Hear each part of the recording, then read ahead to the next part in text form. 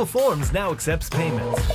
The Payable Forms add-on allows for seamless integration of a digital checkout with your Google Forms. Install the Payable Forms add-on, link your payment provider, share, and get paid. Your customers can use Apple Pay, Google Pay, Visa, MasterCard, American Express, Discover, Cash App, Venmo, and more. Save time and hassle by automating your payment process quickly and simply. Payable Forms gets you paid.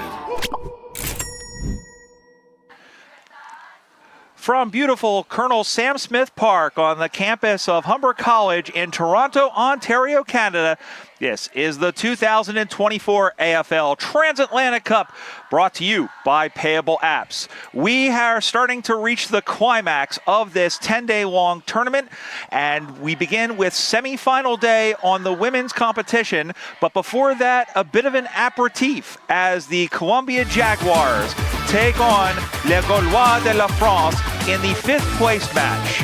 Good day, everyone. I'm Brian Barish. David Smith joins me in the commentary position. These two teams, Dave, didn't quite make it over the hump into the semifinals, but they still have 2 more games to play as we take a look at the Vision Glass Toronto standings. As you see, both Colombia and France finishing group play on the bottom, but they still have 2 more games to play and still a lot to learn as they are both still learning on the 18-a-side game. Absolutely. Hola, bonjour, hello. This is David Smith. Both teams with spirited play here in this tournament. Colombia with a fantastic win in France in their first game here in this tournament. And we're going to take a look at some of the keys for both teams. Let's start with the key players, brought to you by There Live. Lady Calderon, who has had a lot of the ball so far for Colombia and has been really a firecracker out of the back. And for France, it's Emma Della Comuna. Yeah, she's played very well. And now Absolutely. We take a look at our There Live keys to the game. Keys for Colombia: have belief. Certainly that first win will help them there. Play 4 quarters. They don't want any dips in their play. Soak in these last 2 games. Continue to learn. For France, play loose. Don't be too tight. Play down the guts. Be sponges. Again, learn as they develop their international footy game. It's an overcast day here today. Conditions are not as sunny as they were yesterday. For more on that and on this game, we'll head down to the 3rd member of our commentary team down on the boundary. It's a very good morning to Peter Holden. Good morning, Brian. Well, the forecast today is for a top of 23 degrees and humidity at 81%. So conditions not quite as sticky as it was on day 1, but it will get uncomfortable as the day goes along. Currently sitting on 22 degrees, just a slight breeze blowing across the ground, so not really favouring either side. Thank you so much, Peter. Yeah, that's been kind of how it is so far here in the early going. And, Dave, that's been kind of the story as the conditions a couple of days ago. They played in kind of a driving rain, almost kind of a steady rain. But it's been all about the skills, and the conditions do kind of mess with that a little bit. It can. It doesn't have the humidity so far. It feels almost fallish here today. So hopefully we'll get some good footy here in the 5th place match. Rematch of the opening round of this when Colombia defeated France. Their first ever international game was a victory. They were winners by the score of 34-2. Colombia 1-2 in this tournament. France looking for their first win at 0-3. Les Gaulois are in the red with the blue shorts going from left to right, headed towards the visit Mississauga.ca end. Don't forget to visit Mississauga with hundreds of must-see experiences, plenty of gorgeous scenery, world-class eats and events. Mississauga is yours to explore. Colombia heading towards the Toronto City Center end. And for the opening of this one, it's David Smith. We're on the way here in the 5th place match of the 2024 Transatlantic Cup. Ball on the ground. Lots of players around the ball. Kicked off the ground. And here's a free kick given to Colombia. So at midfield. Looks like tackling off the ball was the call. After the ball basically being on the ground for the start of the game. Here's a kick. And there's a nice mark by Colombia. Kick towards forward 50. And another mark by Colombia. So a succession of marks here. That's number 12, Rodriguez. Kicks it quickly. Just in front of the goal square. on the ground. Can Colombia pick it up? They do, but all kinds of French players around. Here's another handball going towards goal. It's rolling. France defending. There's a tackle right in front of the behind post, and there's another whistle. Yeah, Tollet, who is that's Matilda Tollet, who has seen a lot of work because because France has really been on the back foot here most of the tournament. And we mentioned Sarah Rodriguez. She actually plays here in Canada for the Quebec Saints, lives in Montreal, as this one is dead in front. Another trying to go around the corner. There are the Los Aguares, and the ball has tumbled out of bounds. We'll have a boundary throw, and we've played a minute and a half of this first term. We're playing 17 and a half minute quarters here for the women in the AFL International Cup. And it's worth mentioning, if you've watched AFLW matches, we are playing with those rules because most similarly as we have as umpire Milo Lombardi has awarded a free kick to France. They'll have a chance to kick out the back end. We are playing with the last touch out of bounds rule, which essentially means if the ball is kicked or handballed out of bounds, it is a free kick to the other team. Otherwise, it's a boundary throw, and as it normally would be, we have a free kick coming back now for Colombia for France. Check that in the middle of the ground now, looking for an option. Put the ball, not the greatest of drops, with yielded, not a great kick. Going to get picked up. It's a scrubby game so far. Part of it is the conditions, part of it is the skill, but these athletes are out there giving it a red-hot go, as Robert DiPierdomenico used to say. We'll have a ball up in that center circle with 2.5 minutes gone. No score on the Payable app scoreboard. Off the French hands. Lots of players around the ball. Ball doesn't move, and that will be another ball up by the umpire. We've had a few of these already. Early here in the first quarter, no score on the Payable app scoreboard. Colombia gains control. Kick towards their forward 50. French defense trying to get it out. They can't. Lots of players around the ball. There's Paris. And there's a tackle, and it will be another ball up, as this game has seen the ball on the ground a lot. And it's a bit of a scrubby old game out there right now. Yeah, and there's a lot of moisture on the ground. As we mentioned, it's the dew, it's also the rain. And here is Gualteros, who's been their MVP so far. And that one has scooted through for the first score of the game on the Payable app scoreboard off the foot of Stefania Gualteros. It's Colombia 1, France 0. Gualteros, 24 years of age, the captain. High-performance athlete since she was a child, and of course spent 5 months in Australia playing for the Darebin Falcons, who were a power in local women's football down in Melbourne. As they get the ball out to the near side, and it's going to get picked up. France trying to get out of jail here. Alal de Bastille being wrapped up was Gautier, and now getting that one out slowly in front. Big tackle put in. Colombia are harassing the ball carriers here as they play this one out to the left side. It'll bounce very awkwardly, but not for Luisa Palacio, who got it but was met quickly. And the umpire says you did have prior opportunity. It will be a free kick. And with the ball, Murillo is trying to figure out who to give it to. She needs to give it to the right person. She can't give it back to the umpire. It'll be a 50-meter penalty. She does the right thing, and France will have a free kick in their back right pocket, trailing by 1. Here's a kick towards Yanin.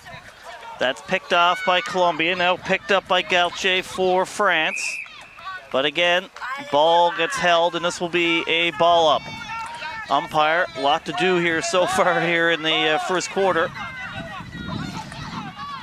Ball's up, off of French hands. This is Yanin, easy for me to say. And this will be a free kick for France, I believe, and is going to a lot of voice, Yanin. and a lot of voice by the French, David. It's off of Colombian hands. On the ground again, by Benavides. Nice. And over the line, and this will be a boundary throw-in as it just went off hands. Well, it went out of bounds first. It was a tight call, but the umpire, Dr. Ellen DeVries, who is doing her postdoc at Yale, that's why she's over here and helping us out, as it did go out of bounds first. So boundary throw-in, and it High will tackle, be so a free kick to France. Yep, and it is adjudged by Seth McAvaney. Up and down the middle of the ground. Nice mark, a good connection. And it was taken there by Yanine. As the ball now has, here is Yanine, who sends this one, and that's going to be a 50-meter penalty, as coming over the mark was Poveda. No, it was Tarache. Tarache. It was Tarache the hair was who covering came the over. numbers, made it difficult. So regardless, it'll be a free kick for France and a goal, perhaps. A little bit too far out, perhaps. So what happened there was, if you're not familiar, when they set the mark, that's the farthest they can come up. She decides to play on, outruns the defender and has a shot for goal, but it's marked on the last line of the fence. Oh, it's going to be, no, it was paid. It will come out through the hands of Margot Paris, and that one has popped up in the air, but France had the opportunity inside 50. They didn't get very many of those in the first encounter between the sides. Out to the near side, going to get picked up. Turning around is Palacio, who couldn't go any further. The ball is hit up in the air. Crash boom opera in the middle of the field, and now we have a rugby mall situation in between the right wing and right half forward flank for France, who are finally on the front foot. 7 gone first term. Payable app scoreboard 1-0. Here's David Smith. France trying to get a forward 50 entry here. Colombia defending. Lots of players around the ball. There's a tackle. Umpire says, give me the ball. That'll be a ball up. No prior opportunity, David, and you have to have reasonable opportunity to get rid of the ball in order to get rid of it. That didn't happen there. Decaux. Off hands. Colombia gets hands on it. Not a lot of room out there. Picked up by Boquez. That ball kicked towards midfield. Off hands and a big tackle. That was a high. That was considered high and a free kick for France. France with another opportunity. Getting some of the ball here.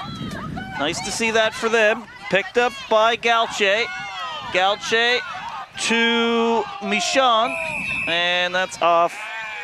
And another whistle and a free kick now to Colombia. A lot of free kicks so far here in the first quarter.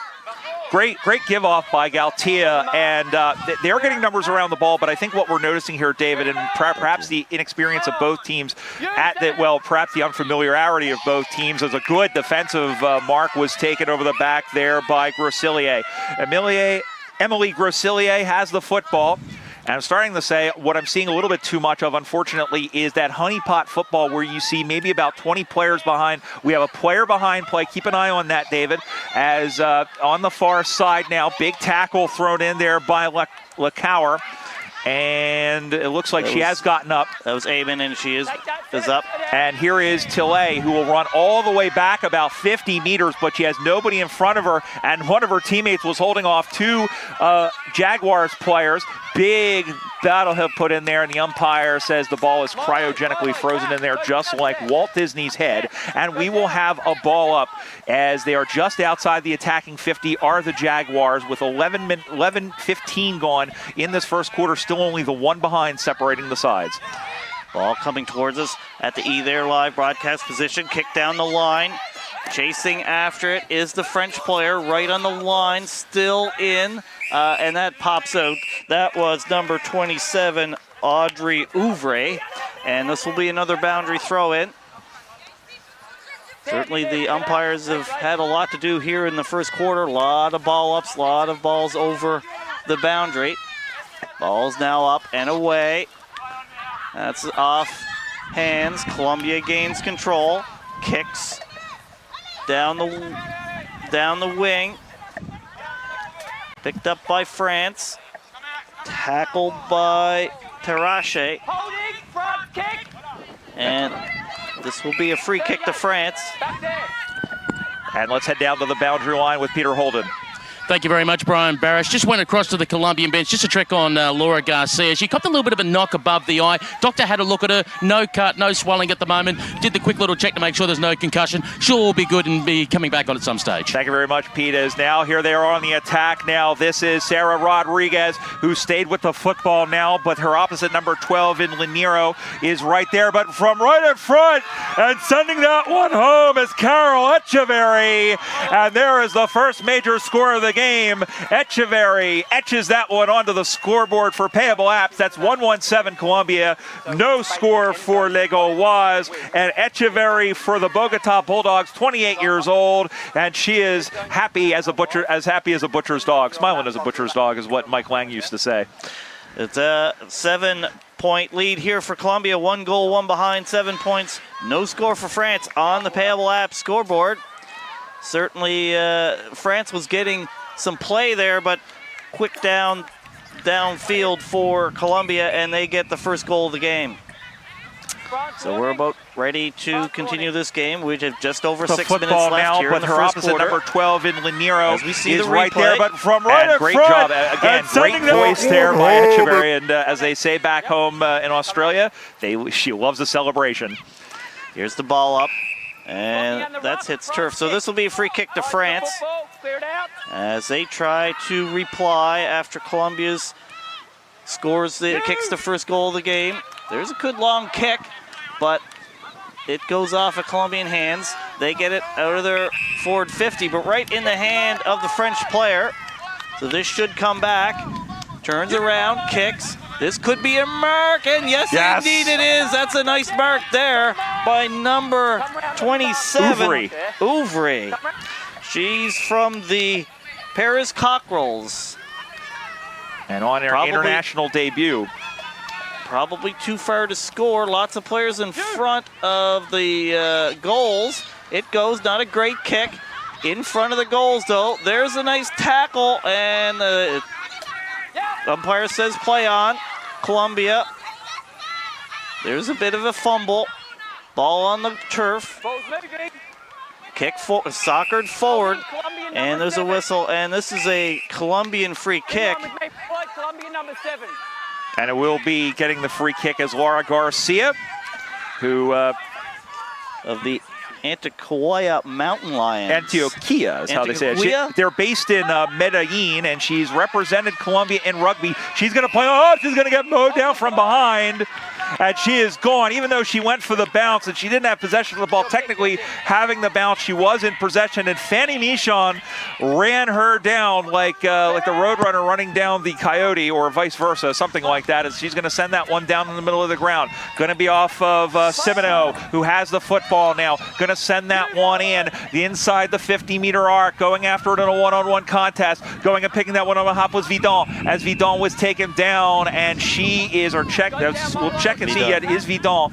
The zeros look like 8s, and she is very slow to get up, and looked like she was grabbing her left knee, and she's going to come up. Stay there, I'm going down. And it looks like, I don't know if they've blown time off at the moment, so we are going to have time on. They have not come out to check. Now they are coming out to check on her, so it is now time off. And we will remind you, if you are just joining us, that clock in the upper left-hand corner is unofficial. So if it is off by a couple of seconds, you will have to beg our indulgence. And yeah, we've got a big day of footy here, David. Of course, we say it's semifinal day. After this game, which is essentially for 5th place, we have 2 geographical rivals coming up. In the next game, we'll have Ireland and Great Britain, and as Vidon is being literally carried off the ground, we'll have Peter Holden check on that for us in just a moment. But of course, and then the big one, the USA and Canada, the border battle, and it's been all mostly one way, as Canada's won 8 of the 10 matchups between them and the USA Freedom. All right, should be 2 really good semifinals between, as you say, 4 geographic rivals, 2 in each game. So I think both games are really going to be tough to call based on what we've seen in the tournament so far. So we're about to resume now as the clock goes on, and it will be a free kick for France. They're going to be about 2 kicks from goal, and their distance has been letting them down a bit. This one's high in the air, and it is a free kick. A free kick's been given away, and it will be in front. And once again, it's Audrey Ouvry, and now, in fact, she gives it to Paris. Now, that line, in case you're watching us, that's just there to mark the mark for the defensive players on the kick-ins. Paris' kick is through hands, just stayed in the field of play. They'll play on France, by the way, in 3 games, still does not have a goal. Took her down too high, I believe. And a little bit of that, but it's Catherine Gaultier who has it in her debut, and there's a lot of also plays rugby on this sheet. So Gaultier will have the ball about 20 meters out. Now, I'm wondering, they really should be leading to her. Tollet is offering her an option, but she has put it behind the stick, and France is on the board with 2.5 to go. Payable app scoreboard, they trail by a straight kick. France 1, Colombia 7 here at the 2024 AFL Transatlantic Cup. Colombia tries to clear. This is going to be a 50-meter penalty, I believe. It looks like they may have come over that mark. We mentioned that line. And that is not usually in AFL, or if you watch it state leagues or AFLW, that is here basically to help the players and help the umpires judge that. Ball out. France actually gains control right at midfield. A lot of players around the ball has been common in this game. There's a soccer, and there's a free kick to Colombia. Kick in danger, perhaps. You can hear the umpires here, thanks to our There Live broadcast production. And here's a 50-meter penalty as well. So Colombia's going to have a chance to go deep into their forward end of the ground, the Toronto end of the ground. That is a long 50 meters. 1 meter this way, please. Almost like a 70-meter penalty, that one. That was a big one. And if only we had measuring tapes in our head. This is Galteros. Kicks it to the pocket. Ball bouncing around. Kick towards goal. Defenders get a hand on it. On the ground is Murillo. And there's another whistle on. There's a good mark. There's a mark there for Colombia. And they'll have the free kick 35 meters out. And we'll get the number here for you as she lines up. Colombia, as we said, won the first game 34-3 and sends this one. It's a left-footed kick on the way. It's going to die in the square. A lot of numbers out the back, a lot of defensive numbers out the back for France. And now the Jaguars playing this one up in the boundary zone. It's going to get shoved out of the way there by Iman in, I believe. There is a free kick. So this is going to come after the siren. So this is Lady Calderon, who we mentioned as one of our There Live players of the game. I think she needs to go back a little bit further. This will be the last say of the game. It'll go across the face, and that ends the quarter. 17.5 minutes in the books here in the 5th place game of the 2024 AFL Transatlantic Cup, presented by Payable Apps. The score, it's the Colombia Jaguars 1-1-7. France 1 behind. A very arm wrestling first term. A lot of that is the conditions, a lot of that is the term. Scrappy, you might say. A lot of ball on the ground, a lot of players around the ball, which not surprising given the experience level of these two teams. If you look at our sheets here, the debut for them, most of the players in the game are basically making their international footy debut in this tournament. So not really surprising that's what we would see here in the first quarter between these two teams. Only one goal kicker in the opening term. That was Carol Echeverry, and that's what separates the two teams as we head into the quarter time break. We're going to step aside, come right back with the second quarter. You're watching the 2024 AFL Transatlantic Cup, presented by Payable Apps. Great news, sports teams. Google Forms now accepts payments. The Payable Forms add-on allows for seamless integration of a digital checkout with your Google Forms. Setup is easy. Install the Payable Forms add-on. Link your payment provider. Share and get paid. Players can use Apple Pay, Google Pay, Visa, MasterCard, American Express, Discover, Cash App, Venmo, and more, streamlining the process for them, all while you stay organized with real-time updates. Registrations, uniforms, races, sponsorship, clinics, coaching, training, and classes. Keep it simple with Payable Forms.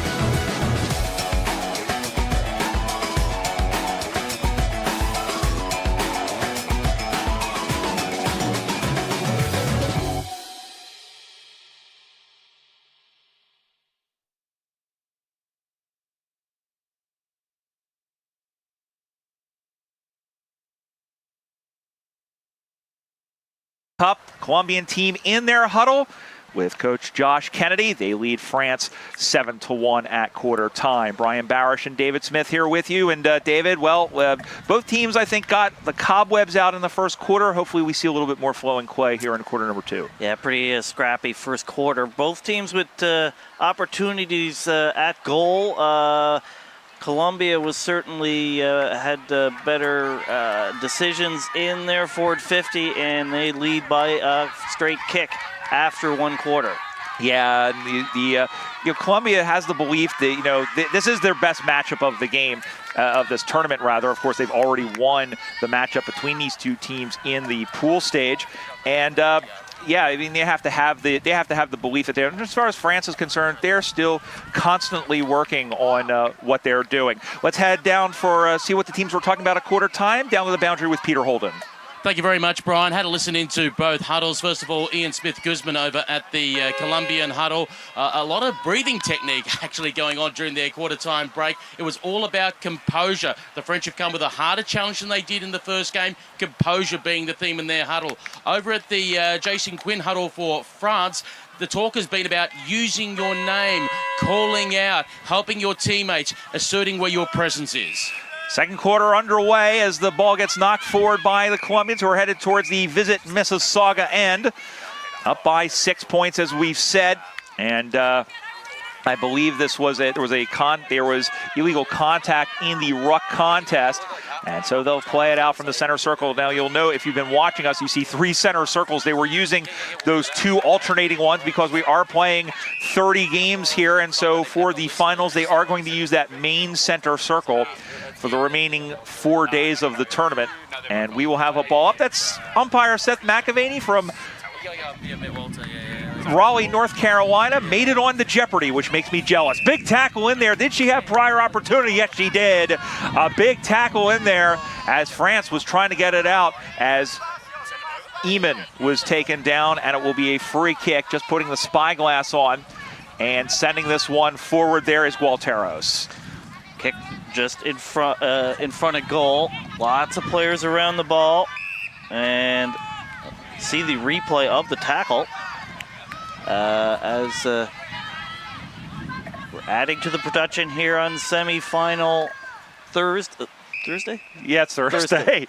I've lost track of what day it is. It's been a long tournament, folks. We have been here exactly 1 week, and the days have, in fact, blended together. So This is a free kick for France as they hope to get it out of their defensive 50. That bounces in the hands and off the hands of Pigney. Picked up by France. There's a handball. Again, lots of players around the ball, and there's not a lot of room out there for anybody, as these two teams are all about the ball at the moment and not getting room. Let's get a quick report from Peter Holden. Yeah, it was just over at the medical tent. They were having a look at Josephine Vidon, who came off the ground earlier for France. They did a test on her left boot. She was able to put pressure on her foot. She's starting to walk around now. Ball knocked out of bounds. Thankfully, that's good news because it didn't look, when you see them, when you see them carrying them off, you think an ankle, you think a knee, and there's been a lot of injuries, especially ACL and knee injuries in women's sports, especially in women's football. That's one of the things that it's been enough of an issue to where they are looking at it in the research sense, and hopefully that can be figured out so that will be less of an issue for women athletes. That's Doku, who had it and gave up the free kick to Luisa Palacio. Palacio will back up. She has looking for a lead. She's come all the way back. That's a very good idea. I don't think she's going to be able to kick it all the way, but it will come in front, slapped down by Tilley, and then a mass of bodies in front. There's way too many players around the football, I think, and I think when they compete against teams of higher standard, and both of these teams are going to have one more game within their own continental group, so to speak, they're going to need to learn to kind of spread things out a bit, Dave. Yeah, it's kind of like a minor hockey game where they're all chasing after the ball. That's a kick right of all the posts, and that looks like that will be a boundary throw-in, so it didn't go out on the full. In the visit Mississauga.ca end, and there's another whistle, so... Yep. It was, and it looks like it's been given away and to France. And there is it's interesting as a free kick has been given to Gaultier, who will handball it on, and a 50-meter penalty was, Simoneau with the free kick, so. Yeah, but just saying it again is that, a lot of times in that contest, in fact, I had an American friend who followed the AFL, but said the one thing I don't understand is how come it looks like they're like having a full-on WWE thing out there and nothing is called, and sometimes there's something a little bit more subtle, and it is.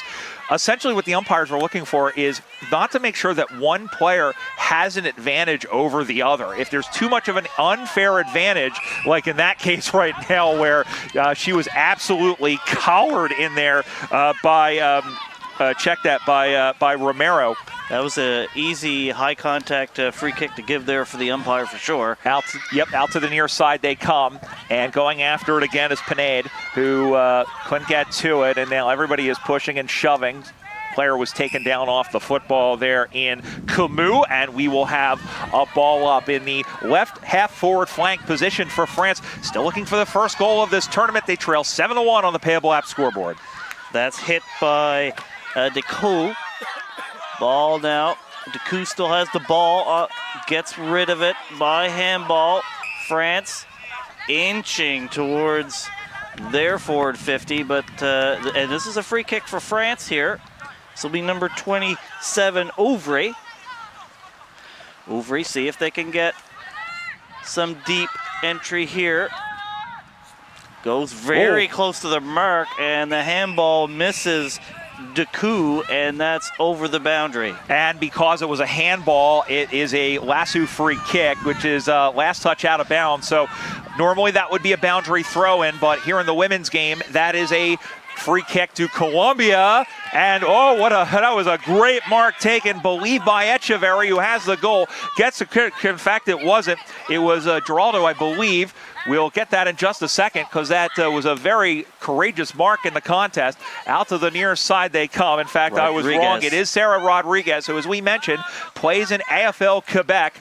The Quebec Saints may see her at the USAFL Nationals down in Austin, Texas. Coming up in October, they do make the way down, but here's a good job. Here's Pinade, and here comes a rush inside 50. Here they come once again. Pinade, however, lost the football, and now it's a bit of a fire drill situation. Umpires picked out a free kick. and it has gone the way of Colombia, and unfortunately the completion rate letting them down once again. And we're seeing the mark by Rodriguez on the replay. So your ball now again held up. This will be another ball up in the center square. And of course, those replays being brought to us by the good folks there at eThere Live, exclusive broadcast partner of the Transatlantic Cup, www.etherelive.com.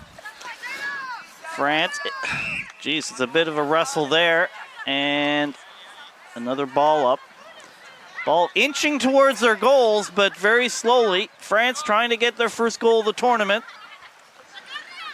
Good effort here. Again, lots of players around the ball, and there just doesn't seem to be any room at all. And this is a free kick given to, I believe, it's Benavides. Benavides with the football. She gets rid of it quickly. It wasn't, but that's okay. We'll play on anyway as the ball bounces fine. Going after it is Simino for France. On the far side of the ground. Big takedown there. Didn't have the football cleanly. Umpire says let the record play. And now it's up on the far side. Picked up by picking that one up and sending that one into Oyango Squares. Camus. Here is the foot race on. It's a 2-on-2 situation. It's rolling, it's rolling, it's rolling. Did she get a foot to it? No, it was touched. It was touched, it was touched. And umpire Di Filan was right on the case. Oh, they were that close away from having their first goal of the game, but it's their first point and the first point of the quarter for either side. And France goes to 2 behinds. They now trail by 5 as the ball goes up on the far side. That's on the Payable app scoreboard, 7-2 Colombia. Far side of the field, like Ontario's side. Ball on the ground. Several players around the ball. Chasing after it is Diaz for Colombia. And the umpire will say it's mine, and it wasn't kicked or handballed out, so it'll be a boundary throw-in, despite the fact it's between the arcs. Ball up. Ball hits the turf, picked up by Murillo. And there's another whistle. It's a throw. And that will be a free kick for France. On the wing position, on the Lake Ontario side, you saw those beautiful drone shots in the open. We see how we are really not that far. I thought we were further away. Oh, there's a big smother there. And now she was allowed because the umpire told her to play on. That's why she got, also the player got way too close to the mark there, and or the kicker did. And unfortunately, there was a free kick. Let's check in with Peter Holden. Oh, no, it's not, and say no. As the ball comes inside. Hi, Pete. As the ball comes inside. As the ball is up on the far side now. As the ball gets knocked down. It is up on the far side now, going ahead to pick that one up. And the ball is wrapped up, and in fact, no, it was a free kick as over the back was called. So here we go. Up on the far side now, again, France, Colombia hanging on to that 7-2 lead. Ball bounces free in front of Elise Jarcel, who plays another player for the Paris Cockerels. Few teams here, the Alpha Lions, the Bayonne Toreadors, and a couple of AFL Asia teams. Manon Yanin plays for the Bali Geckos, and we mentioned Mathilde Tillet plays for the Cambodia Eagles. Nice mark there by France as that's kicked with another whistle. Oh, it's play on. Oh, another whistle. Just lots of whistles here in this game. We have just over 7 minutes left here in the second quarter on the Payable Apps scoreboard. It's Colombia, 1 goal, 1 behind, 7 points to France, 2 behinds, a 5-point lead for Colombia. Here is a mark for France as they try to get another entry. Come out. They've been able to get it into their forward 50, but the decisions once they get there hasn't always been the best. Here's a kick to a crowd of players, and the ball on the ground now. Lots of players around. There's Chasse. And another ball up. Oh, free kick given for Colombia. And one thing, David, I think, it isn't even such a decision-making. The skills will get there, too. But we must mention that especially in France, good mark taken over the shoulder there. We'll get the number there for you. And we'll finish the thought in just a moment. And 12. it is the 12, which is Lineru, and she has the football. That's Eleanor Lineru, also of the Paris Cockerels, just turned 25 on August 6th, so a happy birthday to you, Eleanor. And just to finish the thought there, France plays a lot of 9-a-side footy, especially in their local league and also at the international level. So making the step up to the 18, it is very much a different game. And the free kick being given there, we'll check that around. I believe that is, well, it was Della Comuna who had the football, but it is going to be Colombia who has the football now. Interesting drop, the one-handed drop. We see a lot of these players they cradle the football underneath. And it is a high tackle. It will be a free kick to Colombia. And it will be the 18, which is Rubiano. And Rubiano will have the free kick on the wing position commentary side. 5.5 go, second term, Payable app scoreboard, 7-2 Colombia. Ball bouncing towards 50-meter arc. That didn't go 15 meters, so no mark. There's a nice kick, high, well defended. Oh, falls on the ground and then also gets and that's a in the back call, so a free kick to Colombia. Emily Schass, and I don't think that was, that was completely unintentional, and she ended up, unfortunately, her momentum kind of carried her over, and Benavides gets the free kick. Benavides of the Bogota Bulldogs. There is a mark in the pack. Wow, there was seemed to be a dozen players in there, but ends up coming down with it. That's number 10, Lady Calderon. Here's a kick, low kick, and that goes through 4 behind. And that's marked that Calderon mark down as a possible Payable apps mark of the tournament. They're awarding the mark and goals of the tournament. So one straight kick is now the difference once again as Colombia leading France by a straight kick. 8-2, big tackle put in there by Camus. And it'll be a free kick, I believe got a little bit low. Remember, you can't tackle anywhere under the knees, and it will be Vanessa Giraldo. The 72 has the football, 50 meters out.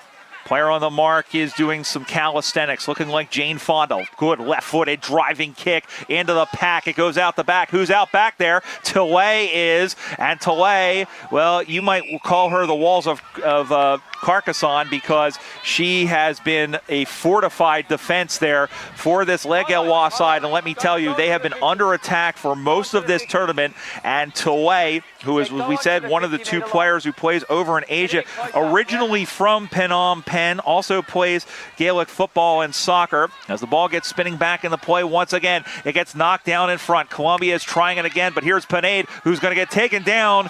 Not paid the tackle, however. They'll play on quickly. Comes out to the near side. France trying to relieve the pressure. Ball bouncing towards the boundary line. There's a big hit. Big hit. Lots of players again around the ball. There's another whistle, and that was considered a throw and a free kick to France. So this will get it out of their end a little bit. The visit Mississauga.ca into the ground. High, that's off of Camus, or Camus, I guess. Camus. I know somebody with that same spelling that's Camus, so that's why, anyway. Ball up just in front of the E there, live broadcast position. Good battle there in the ruck, picked up by Calderon. Big tackle.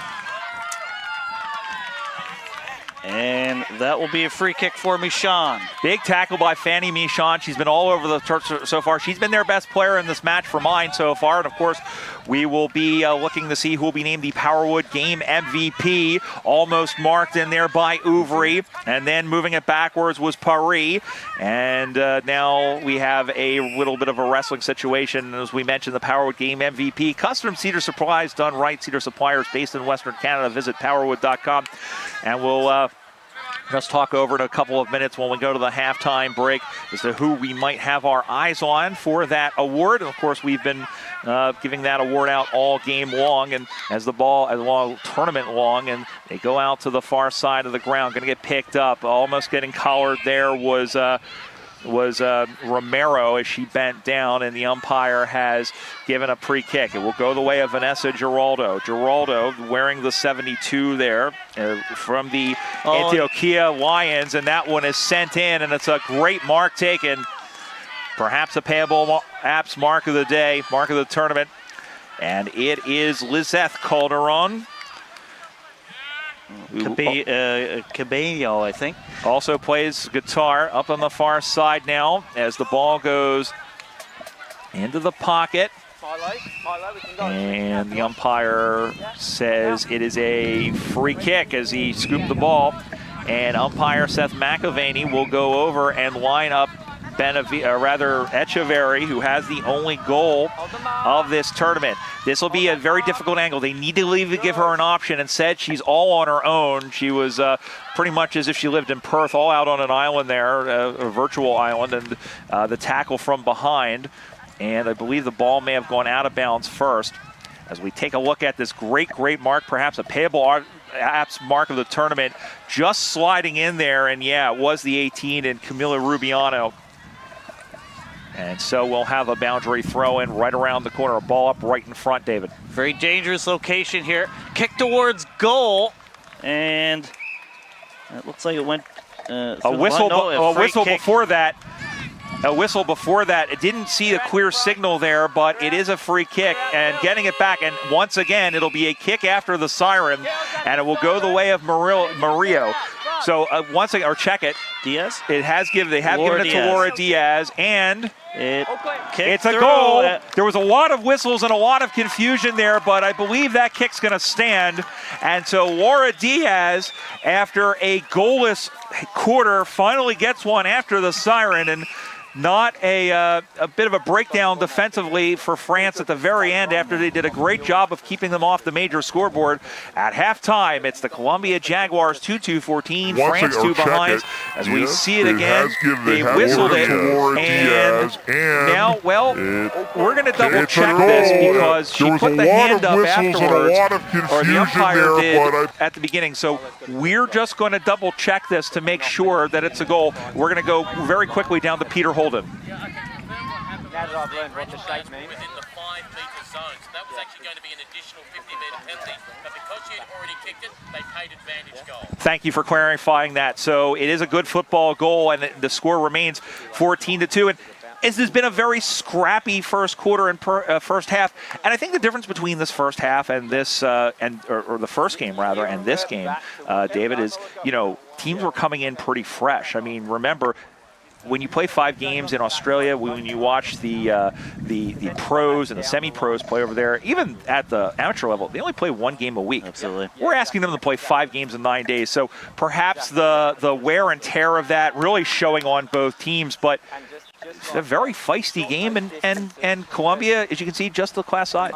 Absolutely. The fatigue may be affecting some of the skills of this game. Certainly not the spirit, though. Both teams showing a lot of interest in the ball, getting the ball, almost too much, where there's so many players around the ball a lot of the time. And there really isn't that room for an outlet, for a handball, something like that, to get the ball towards your goals. So we'll see if the teams can make some adjustments here in the second half to get a bit more flow in this game. And the two coaches, Jason Quinn for France and Tim Smith-Guzman for Colombia, are talking to their teams about just that right now. We'll find out at the other side of halftime what they've said. But for right now, we're going to take a quick little break and return with the second half of this one. You're watching the 2024 AFL Transatlantic Cup. It's the 5th place game of the women's division. Colombia leads 14-2, and you're watching it thanks to Either Live. Google Forms now accepts payments.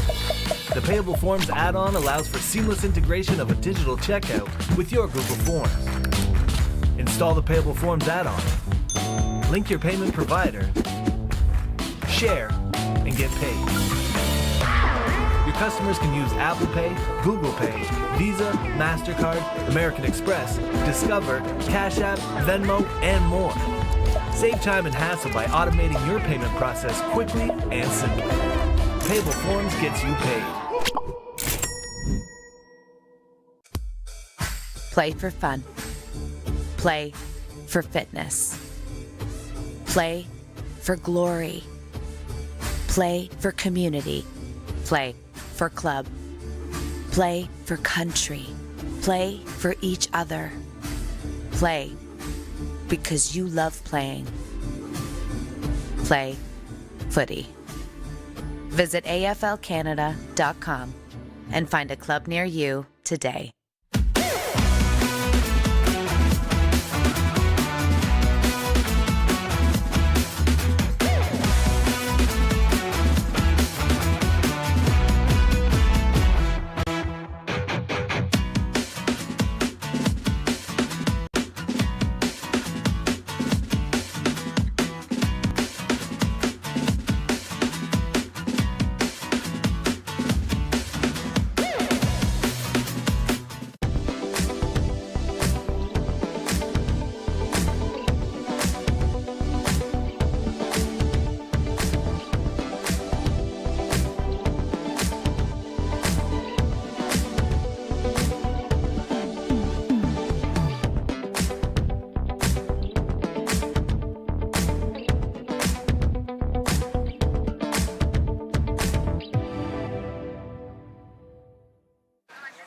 Back here at halftime of the fifth place game of the women's division, the 2024 AFL Transatlantic Cup, presented by Payable Apps here in Toronto. The score at the main break, Colombia leading France 14-2. Brian Barish and David Smith here with you. And, of course, we mentioned there's 12 teams here, 6 men's teams, 6 women's from 6 different countries. But there's a 13th team here that without them, the games couldn't go off at all. And for more on that, let's head out to the center now and Peter Holden.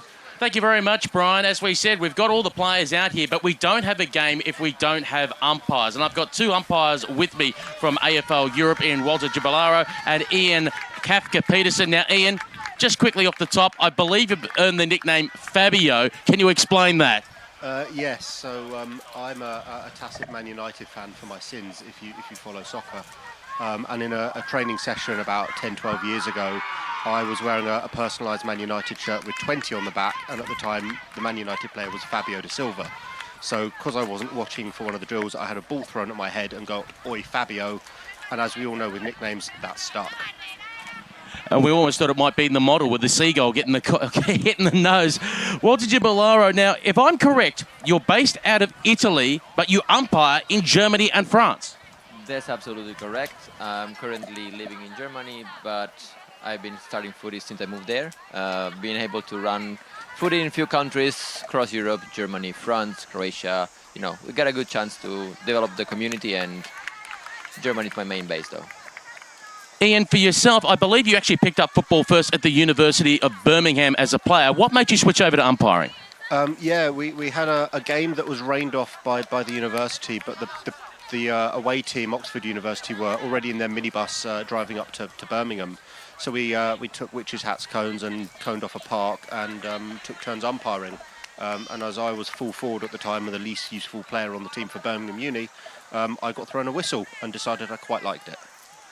And for yourself, Walter, I believe you've done many years, I think about 20 years of umpiring, or refereeing, should I say, in basketball. How do you find the challenges different between, obviously besides the court size to the oval size, between basketball and Aussie rules?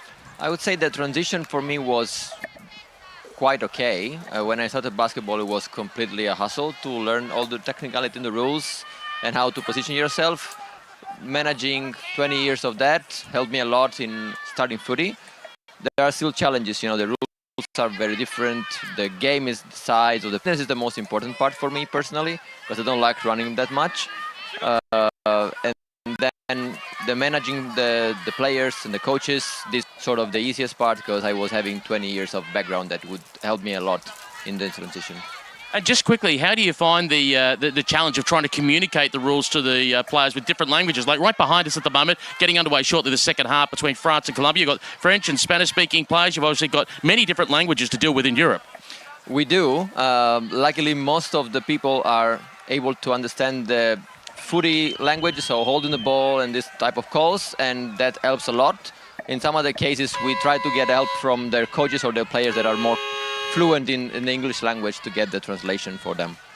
And finally, Ian, if people do actually want to get involved in umpiring because they might think their playing days might be a little bit past them, how can they get involved in AFL Europe and putting on the green uniform? Yeah, in Europe we've got umpiring at afleurope.org. You can email us or just anywhere on the website and you'll get directed to myself and Walter. Also, your local league will have an umpiring team representative who can assist you and get you in contact with us in Europe. And we'd love to have you on board. We'd love to teach you. Please contact us.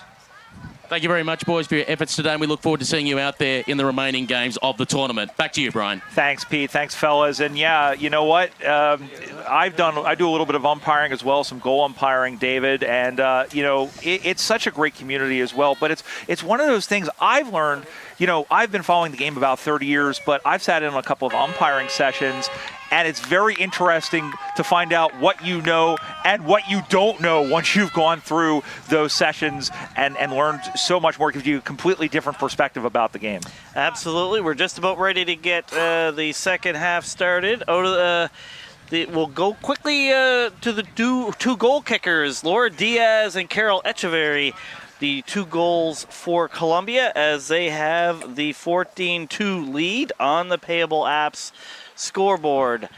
And so we're just waiting for the signal for the second half to start. And umpire Milo Lombardi, who also coached and umpired briefly over in AFL London, and who is holding the football thanks to the Australian High Commission to Canada, responsible for advancing Australia's interest in Canada. You can visit canada.embassy.gov.au.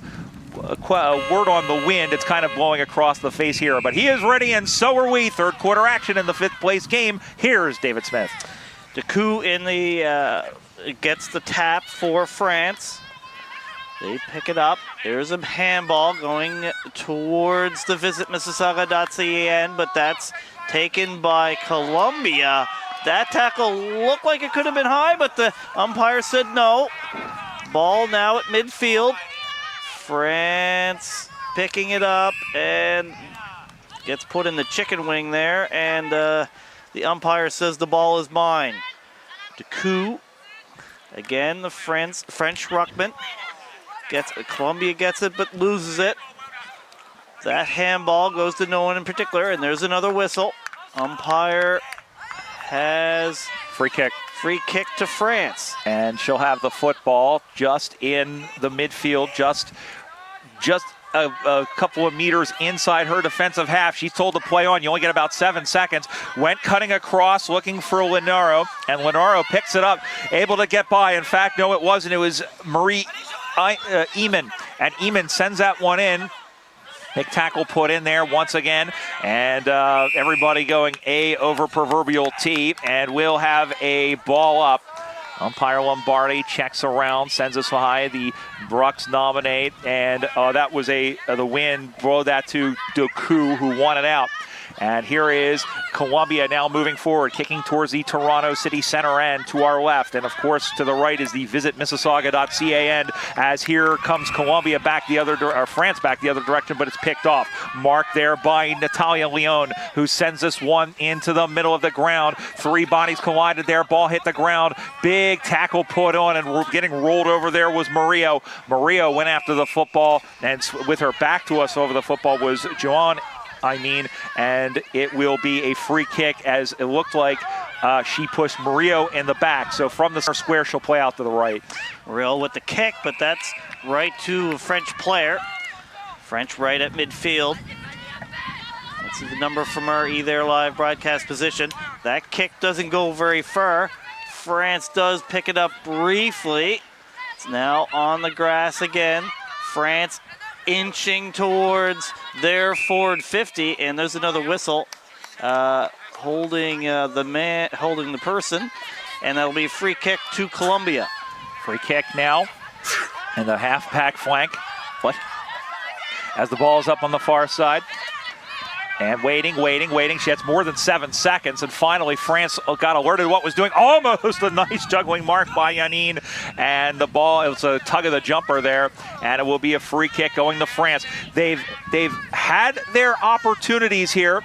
They've had their chances. They came very close. As you see, the 2 behinds there, but at 1 behind, almost a goal. Off the side of the boot, stays in play, bounces in front of Simino, who goes after the football, and And waiting, and the ball is locked away like my secrets, and we'll have a ball up. It will occur about 25 meters around from the France target. Staying this one high in the air. Once again, knocked out at the front by Doku.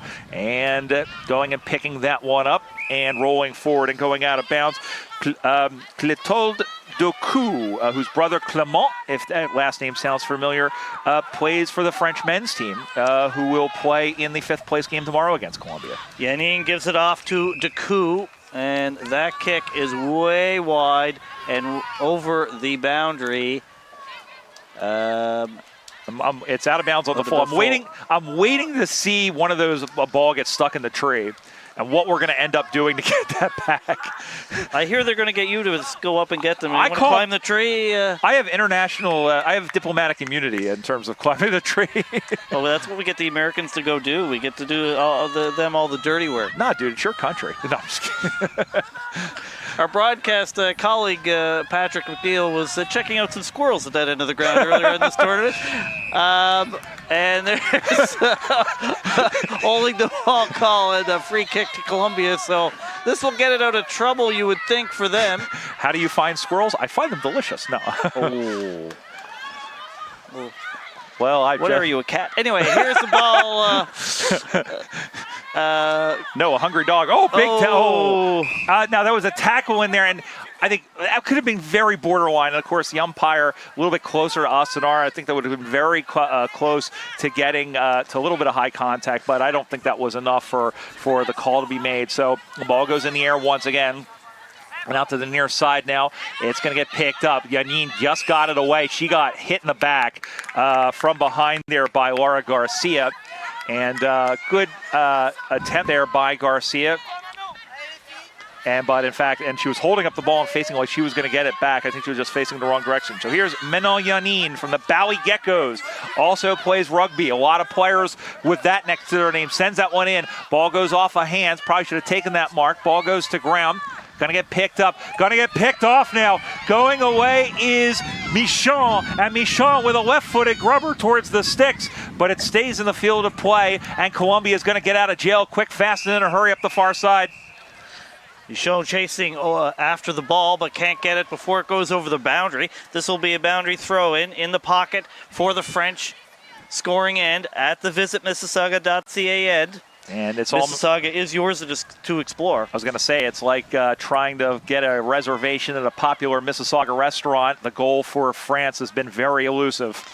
That's off of Colombian hands, and there's a German suplex, but not called by the umpire. They're not even in this tournament. Jumped on the was number 4 Galche. But again, it's held up, and this will be no free kick given to Colombia. So this will get them out of their defensive 50, kick towards midfield. Ball bouncing around, picked up, and guy called the tackle. And it was Tilley, beg your pardon there, David. It was Tilley who was paid the tackle just before Bacores got rid of the football. So up on the far side now, going to get picked up. Going back as well, Terros throws this one on to the left, but was way too close to the boundary line for any of that. And the umpire pretends that he is doing the T for Temple U. Let's head down to the boundary line and Peter Holden.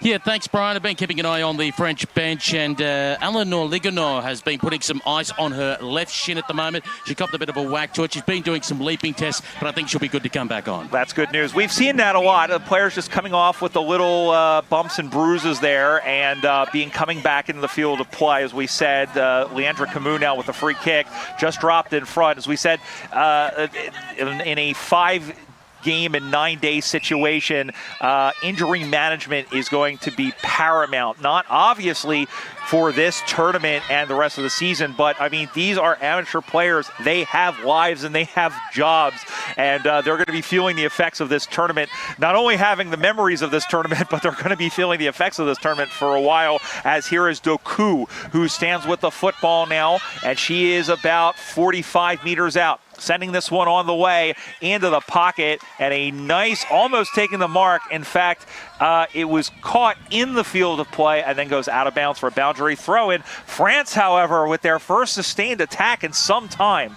Yeah, trying to get their first goal of the tournament. Lots of players around the ball on the boundary throw-in, and there's a call here. Oh, no, they're going to redo it. France still looking for their first goal. And a whistle there. And it's a free kick for France in front. This will be number 13, Decoux. I think this tournament could use a French goal, David. What do you think? It certainly could. Might be too far to score here for Decoux. Let's see. Nice kick. It is goes a little bit left, and that's their third behind of the game. Wait, no score. No score. It's a free kick as umpire McIlvaney did see a infraction in the goal square. So it'll be a free kick going out to the near side. Going to drop in front, and it's going to get picked up now. Handball is over the top. Here comes Gualteros, who puts on the Jets, gets a carried kick away. A very good one under the circumstances through the hands of Paris. Knocked forward by France. Free kick is what you hear. And it will be a free kick going the way of, we saw somebody getting the football, or somebody clapping, but in fact it'll be the number 4. This is Gaultier. Gaultier has the football now, looking for a lead down the ground, sending that one up high. A lot of hands on the football. Shouldn't be paid as a mark because it was deflected. And the umpire says this will be a ball up. And you can hear our umpires. In fact, it's a free kick. Beg your pardon, free kick, and playing this one on quickly is Michon. Michon sends this one forward and going down and getting picked that one up. And we will have a ball. It will be a free kick. Yes, it will. So here's a free kick. For high contact. Camus gonna move it on quickly. Left-footed kick on the way. A lot of hands there once again. A lot of players swarming around the contact like a bunch of angry honeybees.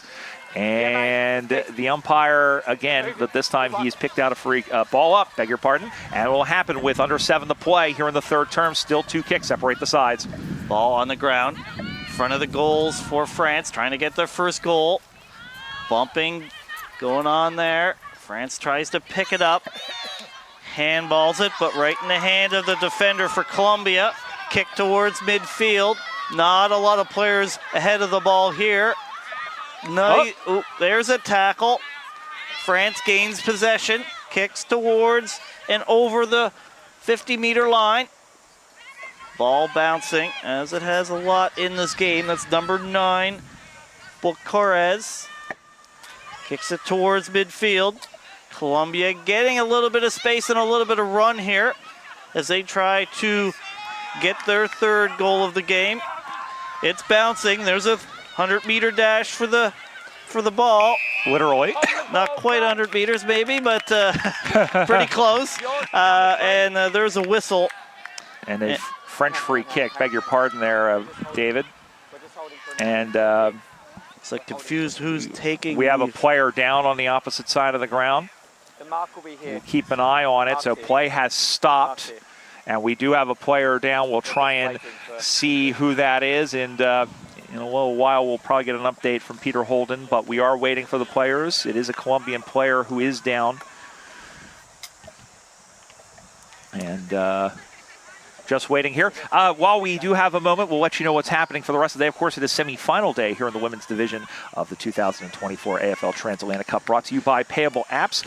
And we have essentially, if they had grouped the teams together by region, and so the first semifinal coming up, it will be the 2 European sides. It will be Ireland, the Banshees, taking on the Swans of Great Britain, and then, of course, the USA Freedom taking on the Northern Lights of Canada. 2 big regional matchups. And, you know, David, I know you're very familiar on the Canadian side, as I am with the American side. Of course, 2 very good sides, and really anything is wide open right here. Absolutely. Felt Canada has gotten better as the tournament has gone on. Certainly the Canada-U.S. matchup's going to be really intriguing. Both teams have looked pretty good in this tournament, as have the two British Isles teams that will be the other semifinal. Ball kicked along the wing, picked up by Colombia, and that goes over the boundary line. So that should be a free kick for France with the lasso rule, as it's called here, or has been termed during this tournament. And I'm just keeping an eye on the one player, and as I said, we'll probably get we'll probably get more information from Pete on the boundary, but they did not take the player out on the out of the interchange gate, so that means that she is done for the rest of the game. So that is a loss for Colombia, not only for this game, but remember these teams are playing 2 games further before their seasons are before their tournament ends, and a 50-meter penalty has been awarded downfield. So, you know, France is getting these opportunities, and I have to think, David, you know, this game is kind of evened out a little bit, and I think part of it is the wear and tear, but I also think France, we talked about at the Open, one of the either live keys to the game that they had to be sponges, and I think they're learning and I think they're adapting. Absolutely. Probably had the territorial advantage in this game, actually, in this quarter anyway. Lots of players around the ball again, and the umpire will say, well, if you can't figure it out, I will, and throw it up. So there's outside the French scoring end 50-meter arc. That's off of hands, bouncing towards the boundary. It doesn't get there. There is Ospina for Colombia. Umpire takes the ball again. Up it goes. Batted forward by France. Picked up. There's a kick towards the pocket. It's bouncing, it's skipping, and it skips over the line. This should be a boundary throw-in in the French scoring pocket. So this could be another opportunity to France, see if they can get their first goal of this tournament. France has been knocking on heaven's door, and I can say even with 3.5 to go here in this third term for Payable Apps, David, this is the best quarter we've seen them play all tournament long, and it's good to see them adapting and getting better. There's a chance for a goal, and there is the first goal of the game for Les Gallois. Un but for France, and it's back to a 1-point game, and that is the biggest celebration. You would have thought that they would kick one after the siren, but on the Payable app scoreboard, France, after 3.5 games, get their first goal. They go to 1-2-8 and give that, I believe that's Doku, who got it home. She looks to the heavens and says, frickin' finally. Well, they're knocking on heaven's door. That goal would be heaven for France as they finally break the goose egg goal-scoring wise here in this game. And here's something else. It's a one-kick game now. Yeah, this game is, and that was a snap off the ground. Make that a Payable Apps possible goal of the tournament off the foot of number 13, Clotilde Doku. And you hear the French men's team with the Allez le Bleu, and they're going to get a free kick in the middle of the ground. France has all the momentum with 2:20 to go. Sending this one forward now into the forward 50. Going to get picked this one up and sent back the other way. Waiting under it, but on a good jumping mark. And I didn't see anybody within about 10 meters of her for the last couple of minutes. There and playing forward is Garcia. Garcia is going to take this one forward, and ball cried the crowd, and the umpire agrees. One straight kick separates the side with 2 minutes to go. Out on the far side now, here's Lisette Calderon going fine and finding a nice mark.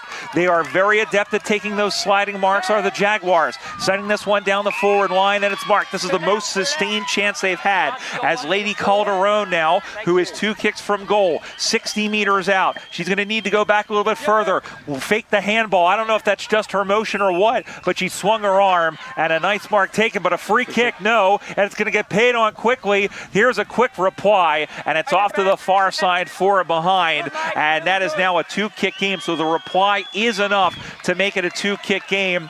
And it was off the foot, I believe, there of Jimenez, and it is now 15-8.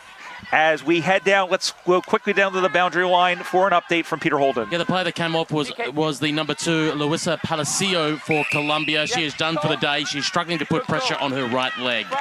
Yeah, we knew it wasn't a good injury, and of course we knew she was done for the day just because you can tell generally if they think there's a chance that the player can come back into the game, they'll take them through the interchange gate, which is the only quote-unquote legal way to enter the field of play if you're still playing. And you can kind of see it when we look to the boundary line on our cameras with those green cones on the ground. But if they take them out through anywhere else on the field, it's an indication that they're not. Good pickoff there by Gaultier, and Gaultier does a little 1-2 do-si-do, sends it back down. They got 25 seconds to do something here, plus any additional time that we've added on. The ball goes off the legs, incidentally, of Paris, or beg your pardon, that's Garcia, and we'll have a boundary throw-in with seconds to go here in the third quarter. Free kick for Colombia off the foot of the French player, so last two rule there.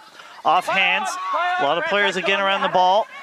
Colombia gains possession briefly. Quick tackle there by several French players. And there's the horn to end the third quarter. Certainly an intriguing third quarter as France, with their best quarter of the tournament, you have to say. Yeah, you really do. And this is great to see. And this game, like you said, that goal brings it back to 7. You know, it brought it back to a straight kick. We're at the 7.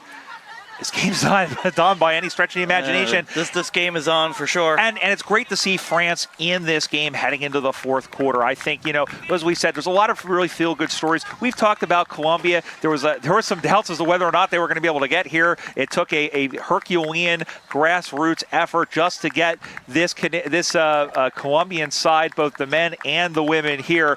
But this French team, you know, talking to some of them yesterday and just telling them, look, keep your heads up. Like, this is a great learning experience to bond as a team, to build the foundation for something going forward. Well, it goes back to the either live keys of the game.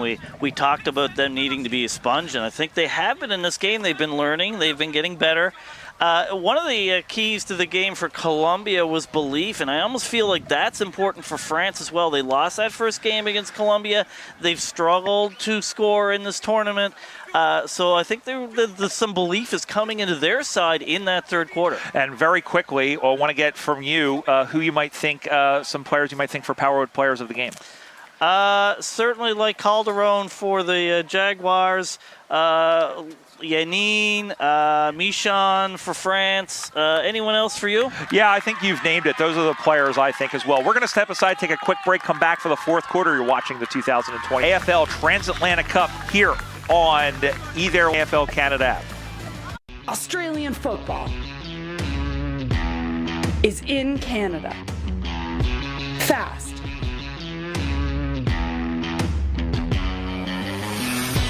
Tough. Spectacular. Fun. Join AFL Canada. Visit aflcanada.com.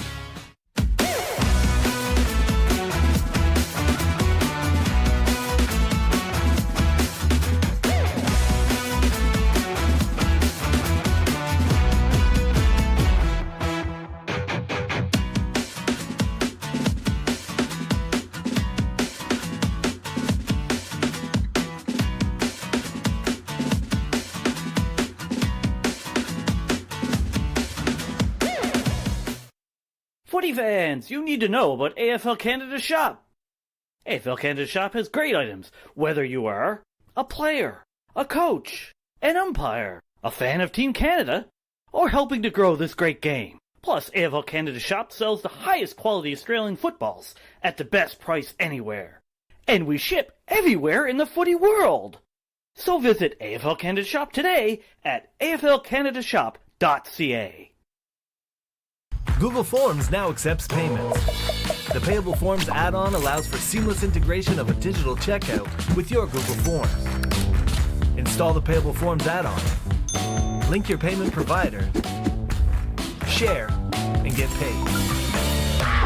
Your customers can use Apple Pay, Google Pay, Visa, MasterCard, American Express, Discover, Cash App, Venmo, and more. Save time and hassle by automating your payment process quickly and simply. Payable Forms gets you paid. Back here at Colonel Sam Smith Park on the campus of Humber College in Toronto, Ontario, Canada. 2024 AFL Transatlantic Cup presented by Payable Apps. Colombia leads France 15-8 as we head into the final term. Brian Barish alongside Peter Holden, alongside David Smith, and Peter Holden is our man on the boundary. We'll check in with him in just a moment. And the umpire just about getting ready. In fact, let's run down to Peter Holden right now and check in with him ahead of this fourth quarter. Thank you very much, Brian. Had to listen into both the huddles. First of all, to Jason Quinn over in the French huddle at the moment. And it's all about one word: energy, energy, energy. They feel they've got the energy to try and run this game out and to take the game away from Colombia. Having a listen over to Josh Kennedy, who was having a few words in the Colombian huddle, he asked the question, are we having fun? And the girls are saying yes. And he's emphasizing the message, if we're having fun, we're going to win. Thanks, Pete. Yeah, that's all this is. Listen, you're here, you're playing footy, you're having a bonding experience, you're learning about the game, and you're this far away from home representing your country. It's all fun. Fourth quarter, David Smith. There's a ruck contest. That was number 10, Calderon. Ball on the ground. There's a holding free kick called. This will go to Colombia. Colombia leads this game by 7. Kick, long kick towards their forward 50, a mark just inside the 50-meter arc. That was number 19, Calderon. There's another kick, play on quickly. Ball hits the ground. French defense holds, but that kick right in the hands of Ospina. She can't take the mark, but they do get a free kick. So this will be another chance for Colombia to get it into the Visit Mississauga.can, which is where they want to be here in this fourth quarter. Here's a kick. Carolina Ospina has the football now, going in front, looking it over the football. There was Murillo, and it will be a lot of free kicks being given away. As here it is again, a beautiful mark by Ospina, and she was smiling all the way. And now a free kick back the other direction. That may have been Pineda, but out to the near side now. Ball goes up high. Ball goes to ground. And the umpire has picked out a free kick. It will go the way of France. They had the sway of play in the third quarter. Here is Margot Paris, who oddly enough plays for Les Coquerelles de Paris, participated in the French skydiving championship. So she has absolutely no fear, and that is why she is playing Aussie rules football. As picking that one up finally was Lady Calderon. She was hauled down, and she is G-O-N-E, gone. And I wish I knew what the letters were in French, or else I would have said it that way. And it will go the way of Doku, who might be the best on ground so far, right up there with Michon. Ball now in the ground. Chasing after it is Gersal. Picked up by France. Quick tackle there by Ospina. And the whistle is going to come, and the umpire will say, it's mine. And the ball up. Umpire's getting lots of exercise, throwing the ball up in this one. Bad ahead by France. There'll be another, they'll get a few meters there, but another ball up. Right in front of the E there, live broadcast position. Bad ahead again. Bounces over the head of Pineda. On the ground, picked up briefly by Ospina. And ball on the ground, trying to barrel through was Yanin. But the Colombians say, no, you're going no further. The ball goes no further. And the umpire says, I need to throw it up again. It's like Black Friday at the King of Prussia Ball, and only about a half a dozen people will get that, but it's going to get taken down off the ruck by Yanin. Yanin, ball, cried the crowd. Ball, says the umpire. Big tackles being thrown in for both sides, and it will go the way of Gualteros. And Gualteros has really been the standout player, although Lady Calderon has definitely stepped up. Gualteros awfully close to the boundary line and out of the full. And we'll head down now to the boundary line and Peter Holden for an update. Yeah, got an update on Palacio, who went off the ground as we recall in the third quarter. She's definitely not coming back on. They've got the right ankle iced up for Luisa Palacio. Yeah, difficult afternoon for her and unfortunate. And Palacio really going after the football. Thanks, Pete, as we'll have a boundary throw in from right in front of us. The umpire arches the back. The ball circumnavigates its way back into the field. Dropped by Pinade. Gonna get taken up. 3 players in there. Says, you look like you could use a hug. Aw, and we'll have a ball up in front of us. 4 minutes gone. 4th and final term. This is the 5th place game. We got 2 semifinals coming up.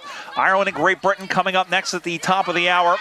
And U.S. and Canada later on in the 2nd semifinal, with an eye on playing on Sunday in the grand final right here. And that is a 11:45 a.m. start Eastern time. And we hope we'll have your company for the rest of this tournament, as we have all tournament long. Big tackle put in. And Michon, did she earn the free kick? She did. She absolutely did. In fact, it was Jarcel who will have the free kick on the wing position, either live side of the ground. Wing position here at midfield. Jarcel with the kick. A lot of players around the ball, as there's been a lot in this game. Chasing it down, and this will be another ball up. France inching towards the correct side of the right side of the ground for them, going to the left, but it's the right one for them. Picked up by Jarcel, and another whistle. And that'll be a ball up. Oh, no, free kick to Colombia. Yeah, there wasn't a clear signal there, but it is a free kick to the Jaguars, playing this one out to the near side. Nice mark taken by Doku. Doku has really stepped up her game. All they need are 2 scorers, and this is going to get sent in deep inside. Bounces up high. It's a Canadian jumping bean.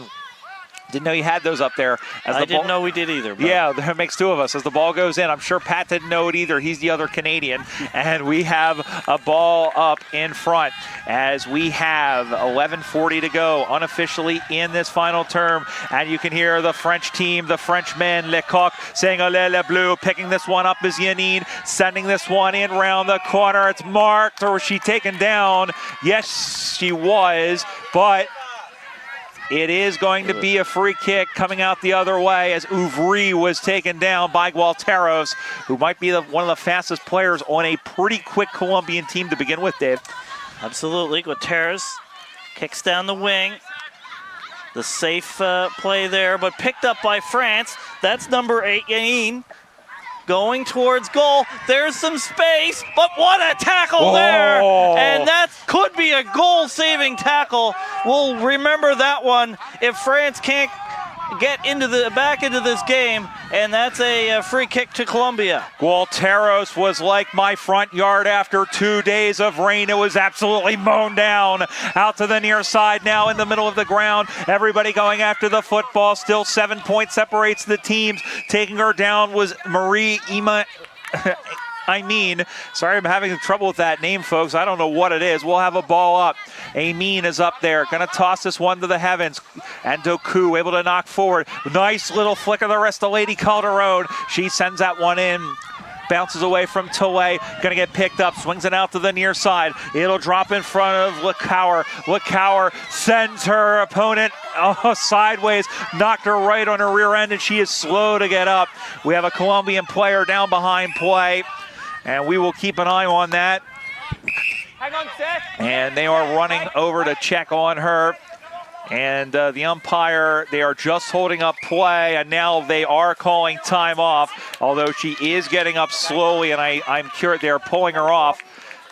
It is Valentina Rodriguez, who was the first goal kicker and is in the history books, is the first goal kicker, male or female, to kick a goal in international Aussie rules play for Colombia. Ball up right in front of David Smith and yours truly. Throwing this one up high. Who wants it? Everybody. Who's got it? Nobody. It bounces away and bounces out of bounds. We'll have a boundary throw in.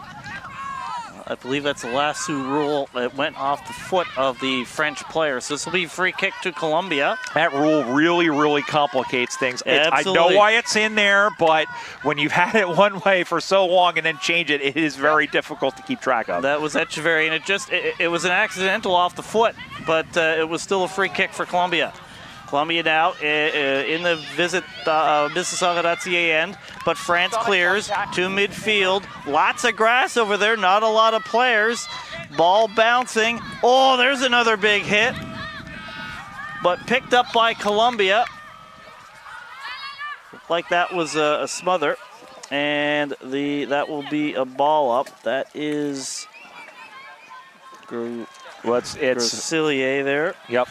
Emily Grossilier, who we did talk about earlier, but we'll tell you, plays for Paris, 24 years of age. Played in the Anzac Cup, which is an annual game between France and Australia, held in France right around Anzac Day, and that has become a really awesome little thing there. We do have a player down. Hang on. And the umpire they are playing on. I think they've awarded a free kick. We'll keep an eye on that player behind play. And you just tell us who it is. It's a French player. She's holding her head. And I believe they have called time off. And once again, they are coming out onto the ground. So we have 2 injuries that we're keeping an eye on. And let's get more from Peter Holden. Well, I've got one of the injuries for you at the moment for Valentina Rodriguez. Impact towards the quad area. So they're currently massaging her quad. And she may be okay to come back on. Who knows, with only maybe a few minutes remaining, they may just call time on her for the game. But we'll find out the French player for you shortly. Yeah, absolutely. Thanks, Pete. And getting up, it is the 77 there in Romain Villemot. And who is just getting off. They are going to try and bring her through the interchange gate. She plays over in Quebec for the Montreal City Blues in the AFL Quebec competition. A 50-meter penalty has been assessed. And now Colombia might just be able to put the game away here if they can kick it straight or at least get something out of this opportunity. This is a long 50 meters. And the kick will come on the opposite side here from about, we'll call it 40 meters out. Pretty tight angle, this kick. Sent on the way, got way too much angle on it. It's sent towards the sticks, it's off of hands. And let's see what's happened. I don't think it's gone over the line, and now it has. It's been shoved through the line. And both teams will kind of be okay with this because Colombia will burn some time off the clock. That's the 4th behind of the game. First point of this 4th quarter, it comes 10 minutes in. It's Colombia 2-4-16, France 1-2-8, 7:15 to go. Final term for Payable Apps. Kick in by Thalay, and then a lot of players around the ball. Another whistle here, and a free kick given to Colombia. This will be number 5, Murillo. Number 5, come back. And Yep. they'll probably too far to score here. 2 kicks from goal. That's Galtia on the mark. And she plays on. Handball. Nice break of a tackle. Nice kick towards goal. That bounces right and over the boundary. Will be a boundary throw in the pocket. Let's get an update from Pete. Doctors checking out Romain Villemot now for the French. It looks like it's a concussion test at the moment. They did not take her out through the interchange gates in the end. They went straight for the medical tent. She's done for the game. Probably best with 6:20 to go. Thanks, Peter. And we'll have a boundary throw in once again. And, these teams don't have to. They have 1 game left. It's interesting because every game is meaningful. We can't say that there's a game doesn't mean anything because these players, they're here. They're playing a game in the prospect of the tournament, and in that point of view, obviously neither of these teams is going to win the championship, but just to get a win and just to get something positive out of it. And as we said, France not out of this by any stretch of the imagination. There's a holding the ball call and a free kick to Colombia, pretty much right in front of goal. So this will be another opportunity for them to get their 3rd goal of the game. Yemi Tarache. See if she can slot it through the big sticks. She plays for the Tunja Tarantulas, which is the 3rd team in the AFL Colombian League. Turns around and kicks. That goes right, and that will be another behind for Colombia. Put a lot of torque on that ball, did Tarache, but it just curved behind the sticks. And there's going to be a 50-meter penalty, I believe, yes, because they weren't on the mark. We'll explain that in a minute. 9 points the lead. So we mentioned that line, which doesn't exist, I don't think, in really outside of AFL and AFLW or in Australia, that's here to help. And you have to, on the kick-ins, the defending team on the kick-ins has to be behind that line. And there was a time, and we'll explain a little bit more, when as the ball is in the middle of the ground, when you had to kick it out, and there was more of a, it was a lot tighter. Here's Walteros. They changed the rules a lot in the last couple of years. Here's Walteros, skitters by Marie Amin, sends this one towards an open goal square. It'll roll, it'll skip, it'll bounce behind the stick. Behind the stick it goes. So on the 2-6-18. All the way. Go. And they're waiting, and they're told to go on. They were just helping a little bit on. So 10-point lead. Here the umpires in there, thanks to E there live. Handballs it in. They were just telling them so they didn't get another 50-meter penalty. They handballs around. Here is Doku down the line, trying to open things up. There are only 2 kicks out at the moment are the French. They're going to pick up, and then holding off the ball is what's called. Holding is called, and we'll have a free kick going now to France as they will get men's. Here's an opportunity for them. It will be Clotilde Doku who has the free kick. In fact, it will be a Colombian free kick. The way they were acting, it was going to be a free kick for France. So it'll be a free kick to Colombia going back the other way. This is Laura Garcia, one of the vice captains. Kicks the ball, and that goes off a French hand, so they might have an opportunity to go further here. Picked up, lots of room. Here's a handball, long kick towards goal, almost just one player defending. It doesn't go over any line, and Colombia clears. Here's a kick here towards Romeo.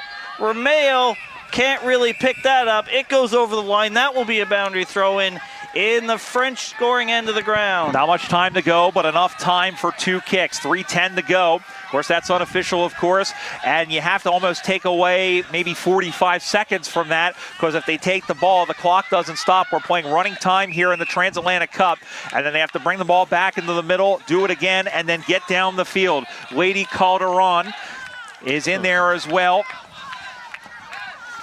And we will have this one out now on the far side. Calderon is in there, so is a couple of other players, as well as Carol Echeverry running through the goal scorers. Only 3 goals in this game. Echeverry and Diaz for Colombia, 1 for Doku, and that was their first goal of the tournament. France looking for a second, and they want it right now, as this one is handballed back, but not ready for that one was Marie Amin. And here comes Colombia saying, "Wagons, ho!" Down the side of the ground now, up the far side. Little handball taken down off the pill, no call. Gonna throw this one in was Gualteros. Going into the pocket now. It'll roll, it'll skip, it'll hop, it'll kill a family of worms on the way through and kill some daisies as well. There was Tilley, who was held off the football. Gonna get handballed up over the top. Now gonna find this one in. One-on-one contest, whistle. And a free kick was given away. And it will go the way of Colombia with just under 2 minutes to go. And the free kick is to the aforementioned Lady Calderon. Lady Calderon been very involved here late in the 4th quarter. Here hands it off to number 43, Guterres. Guterres kick toward, it's right in front of the goal. Lots of players around the ball.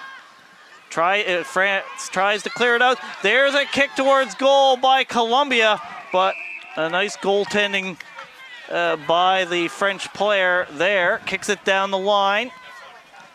Hits grass on the Lake Ontario side of the ground.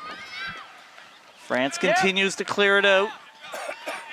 That is, I believe, number...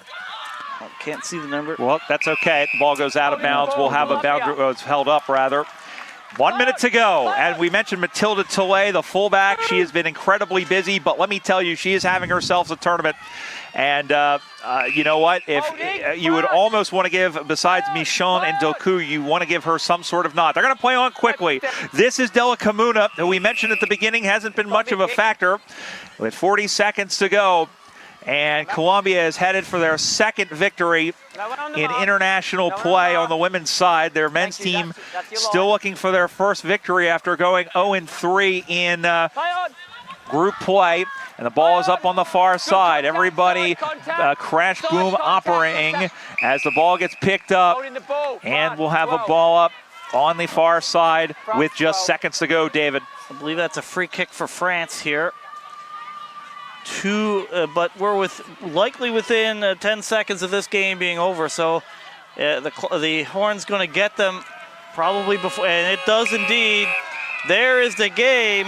the game ends with a 10-point victory for Colombia. They're second of this tournament. The Payable Apps scoreboard, it's Colombia 2 goals, 6 behinds, 18 points. To France 1 goal, 2 behinds, 8 points. And despite the scoreline, David, that is France's best showing of the tournament, not just obviously points-wise, but ability-wise. I mean, they really, just performance-wise, they really took the game to the Colombians here. They had some good moves. They had some good passages of play. They were calling for the football. We could hear some of the voices. This is, we talk about building blocks. Again, this is a 5th place game. Again, doesn't really affect the overall thing of the tournament, but this is a program that's building and building, and really both teams could learn from this. Colombia, I think, looked a little bit banged up. You could tell the wear and tear on them starting to pick up a little bit, but a very good game is what we ended up getting out of this. Absolutely. A tough tournament when you look at the number of games and the number of days that you have. That third quarter by France, if you say, you could say that France won that third quarter, and I think that's something they can take away from, because if you don't win the game, it's at least nice to get that quarter. It builds the program, and hopefully they can build on that as they go forward in international footy. And that's the thing, and understand that a lot of these players, especially, you look at the Americans and the Canadians, because they're so far different.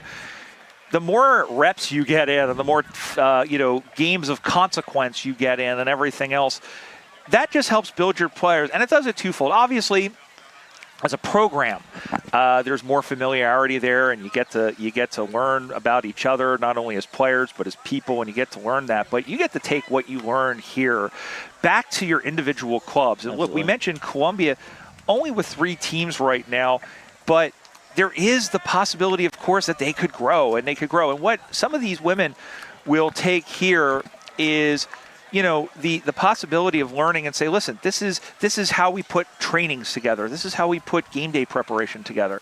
And it's the same thing in France. And look, France, they have, they've been around a long time. AFL France has been around for some time. Their women's program has been around. They're growing by leaps and bounds.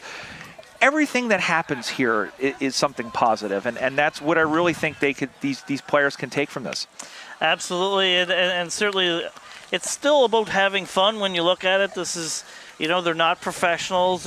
Most of them have paid a lot of money to come play in this tournament, and that's something important to recognize. So France, I truly believe they'll build on this performance, because, as I say, that third quarter, you would say that they won that quarter. I think they did on the scoreboard as well, but certainly territorial. It was mostly down their scoring end, and it's good performance there by France today.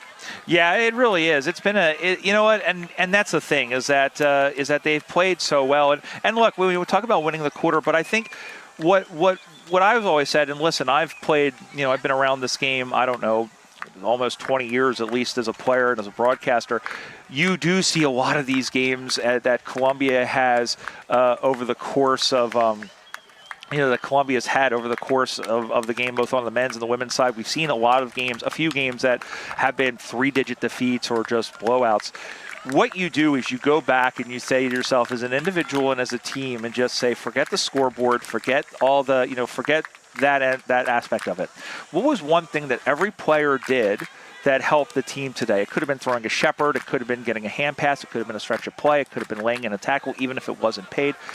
There was so much done in this for both teams that it's that there's always something good. There's always something positive that you can go, and it's about those little things over the course of this tournament that will build up. So once again, just repeating the final score: Colombia 18, France 8, and we'll just tell you, of course, the next 2 games that we have coming up.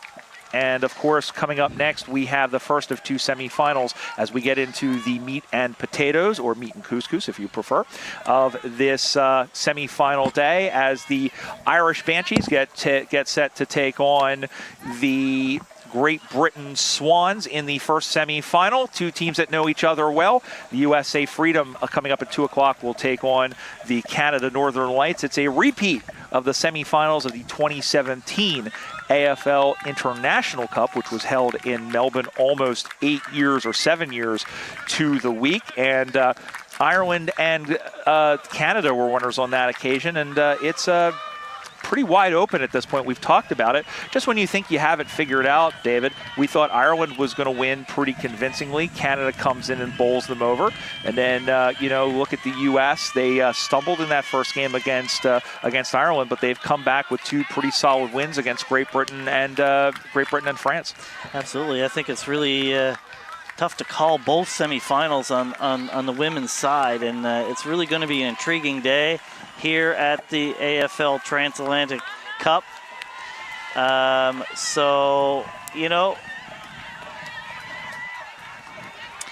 right, and we'll very quickly name the Powerwood game MVP. It is Lady Calderon of the Colombian Jaguars, who put in an absolutely supreme effort there for the Colombians out of the Tunja Tarantulas. We'll say our thanks to Peter Holden, our thanks to David Smith, and our thanks to you for joining us.